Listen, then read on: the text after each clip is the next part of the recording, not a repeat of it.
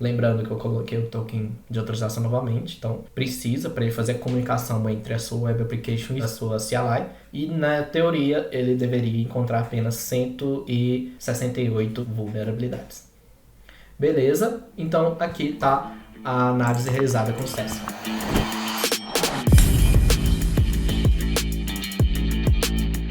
Aqui, pessoal, eu estou na página principal da nossa documentação. Temos aqui a parte de tutoriais e como classificar uma vulnerabilidade. O OruSec é uma ferramenta SAST. Com isso, pode ocorrer dele encontrar vulnerabilidades que não são. Então, por exemplo, vamos falar um pouquinho sobre os tipos de classificação. Falso positivo. Vamos supor que você tem um cenário de teste onde você precisa ver se a conexão do seu banco de dados está sendo montada corretamente. Nesse cenário, você pode colocar como falso positivo, porque você colocou uma string ali aleatória só para saber se o retorno está sendo feito corretamente. Outro cenário, por exemplo, é os risco aceito, ou seja, você fez uma criptografia ali MD5 para algum cenário específico no seu projeto e eu não quero fazer a correção dessa vulnerabilidade por enquanto. Eu quero apenas subir meu código para produção porque a gente precisa, por conta de outras prioridades. Então, quando a gente vai fazer essa correção de segurança no meu projeto, a gente não faz todas imediatamente, a gente vai fazendo aos poucos até que o projeto esteja totalmente seguro. Corrigida nada mais é do que, por exemplo, a OruSec identificou aquela vulnerabilidade e ela não existe mais no meu projeto. Então, nesse cenário, você pode classificá-la como corrigida e o OruSec não vai mais identificá-la. E a vulnerabilidade em si, que nada mais é do que uma possível falha de segurança que foi encontrada e acusada na análise realizada pelo OruSec. Lembrando que apenas vulnerabilidades desse tipo vão ser mostradas no output, na saída do OruSec. Se você colocar como falso positivo, risco aceito ou corrigida, você precisa passar uma opção extra no comando executado pelo OruSec para que ele mostre todas as opções que foram encontradas naquela análise. Como que a gente pode fazer essa classificação? Pela CLI ou também pela nossa aplicação web. A CLI, ela mostra pra gente um hash daquela vulnerabilidade. Esse hash nada mais é do que a junção entre código vulnerável, linha vulnerável, detalhes da vulnerabilidade e o diretório que está essa vulnerabilidade. O OruSec, ele faz a junção de todos esses textos e cria um hash único para você, para que não se preocupe na hora de realizar a análise ali e ter duplicidade de hashes. Então esse vai ser um hash único. E aí, lembrando também, não compartilhe esse hash, porque como ali você pode ver, tem um código, linha, diretório onde está, é uma coisa muito sensível, não pode ser compartilhada de forma alguma esse dado. Na CLI você pode classificá-la de 3 formas, ou pela flag, ou pela variável de ambiente, ou pelo arquivo de configuração. Para esse cenário, eu vou utilizar o arquivo de configuração. Aí, como posso fazer esse arquivo de configuração, William? Você pode usar o comando OruSec generate, ele vai gerar um arquivo de configuração do diretório atual para você, com todas as opções, ou você pode criar apenas um JSON, é bem simples também, é a mesma coisa que esse comando faz, você pode fazer manualmente também. E esse arquivo JSON pode ter os 2 comandos possíveis que a CLI identifica, que no caso é o falso positivo e o risco aceito. Ambos são uma lista de strings onde você vai colocar o hash das vulnerabilidades para fazer a classificação de cada um.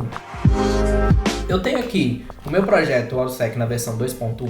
Se você ainda não instalou o OruSec e quer conhecer essa ferramenta, clique no cardzinho que temos aqui, mostrando os primeiros passos, como você pode fazer a instalação e utilização do OruSec em seu projeto. Aqui, nesse cenário, eu tenho várias e várias linguagens de programação, várias vulnerabilidades em cada uma também. E aqui eu vou rodar uma análise nesse diretório e vamos ver o que ele vai encontrar de vulnerabilidade para nós. Beleza, ele realizou a análise com sucesso aqui. Tivemos 206 possíveis vulnerabilidades classificadas entre esses números aqui que ele está mostrando pra gente. Então, agora, vamos ver aqui as 3 últimas nesse cenário. As 3 últimas acusadas foram de Elixir.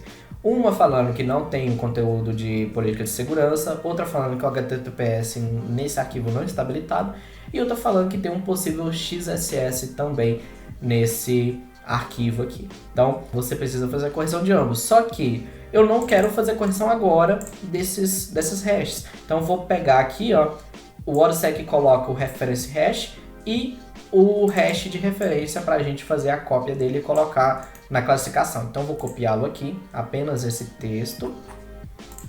Vou ir no meu arquivo de configuração, que eu já tenho aqui. Vou vir em risco aceito. E vou colocar o hash que o WordStack mostrou pra gente. Então, vou fechar aqui e salvar. Pronto. Então tá salvo essa configuração que eu fiz. E vamos ver agora qual é o output que ele vai trazer para nós. Beleza. Ele realizou a análise e agora a gente pode ver que tem apenas 205 possíveis vulnerabilidades. E apenas também 2 de Elixir. Aí ele fez uma análise, identificou um hash e também já pulou ele para que ele não seja mostrado. Essa é a primeira forma que você pode fazer a classificação utilizando a CLI.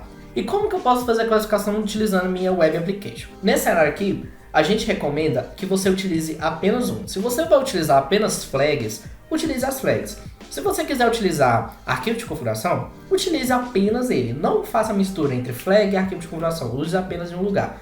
E a mesma coisa se aplica à plataforma web. Se você vai utilizar a CLI, use apenas um comando dela, uma opção dela. Se você vai utilizar o web, utilize apenas o web. Não utilize CLI e o web. Por quê?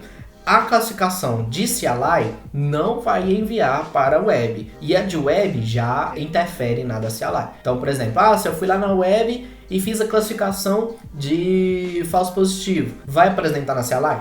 Vai. Mas, CLI, eu coloquei como falso positivo, vai enviar para a web? Não. Por quê? A gente pensou nisso em questão de segurança também. Vamos supor que o programador não quer fazer aquela correção agora e quer fazer o envio dessa análise aqui com esses falsos positivos. E aí, na hora que chegar lá, ninguém vai acusar, então o pipeline vai pular e assim por diante. Mas lá na aplicação web está acusando ainda que é um falso positivo. Então fiquem bastante atentos que isso não é um bug e sim uma funcionalidade. Vamos agora para a aplicação web. Eu tenho aqui a aplicação web rodando. Eu vou entrar aqui, vou criar um workspace novo. Vou criar uma empresa aqui. Nessa empresa eu vou colocar um repositório novo. Então vou colocar aqui, por exemplo, WordStack exemplos. Vou salvar, beleza, e nesse repositório eu vou criar um token de acesso.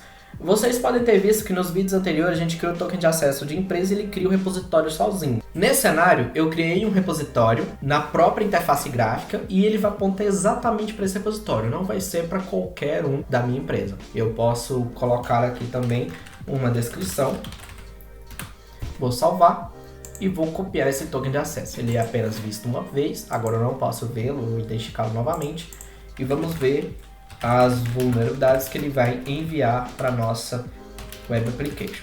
No caso aqui eu vou colocar a flag -a de authorization, colocar o token, lembrando que esse token, se você for colocar em sua pipeline, coloque de forma segura, através de variável de ambiente ou um vault, de forma que não seja exposto de forma alguma. Nesse cenário também eu estou fazendo a caixa de teste, rodando tudo local na minha máquina. Se você precisa que envie para um servidor exposto para a internet, um domínio específico, um IP específico, você precisa passar a flag -u e colocar também a configuração de aonde que está essa aplicação web. Então vou fazer uma análise aqui, enviar para o servidor e vamos ver as vulnerabilidades que ele vai encontrar lá.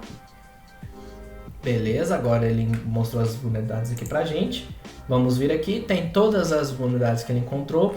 Lembrando que temos 3 no, porque por mais que eu estou colocando a CLI, ele vai mostrar aqui. E a gente pode fazer agora a classificação dela. Ou seja, por exemplo, nossa, essa aqui, eu vou vir nos detalhes dela e falar o seguinte, é um leaks, falando o seguinte, eu estou deixando ela sem exposta, mas é no Docker Compose de teste, apenas para exemplo, então eu não preciso disso aqui. Então isso aqui talvez é um falso positivo, então eu vou colocar como falso positivo. Agora eu vou ver esse outro aqui, ele está falando que eu também estou colocando uma sem exposta no arquivo .js. Ou esse aqui, vamos ver o que ele fala. Ele falou o seguinte, olha, tem um security code scan falando que a gente está passando uma senha como segundo argumento nesse arquivo aqui. Mas na verdade talvez não é uma senha, e sim apenas um texto. Então eu vou pegar esse hash aqui, então B259, aqui. Eu vou falar que ele é um risco aceito. Depois eu vou olhar se isso realmente é uma senha exposta. Então eu vou atualizá-la. Beleza, status atualizado com sucesso. E agora, antes ele encontrou 170 vulnerabilidades, e vamos ver quantas que ele vai encontrar agora. Então, vamos fazer a análise aqui. Lembrando que eu coloquei o token de autorização novamente, então precisa para ele fazer a comunicação entre a sua Web Application e a sua CLI. E na teoria ele deveria encontrar apenas 168 vulnerabilidades. Beleza? Então aqui está a análise realizada com sucesso. Muito obrigado por ter assistido, pessoal. Qualquer dúvida, podem colocar nos comentários, estão abertos, pode abrir issue no GitHub. Temos nosso fórum Open Source, faça parte dessa comunidade incrível. Lembrando, pessoal, se você curtiu esse vídeo, curtem, compartilhem, mostre para o seu amigo, seu colega de trabalho, essa ferramenta maravilhosa que pode lhe mostrar como fazer um código seguro e também com qualidade. Então é isso, pessoal. Muito obrigado e até a próxima.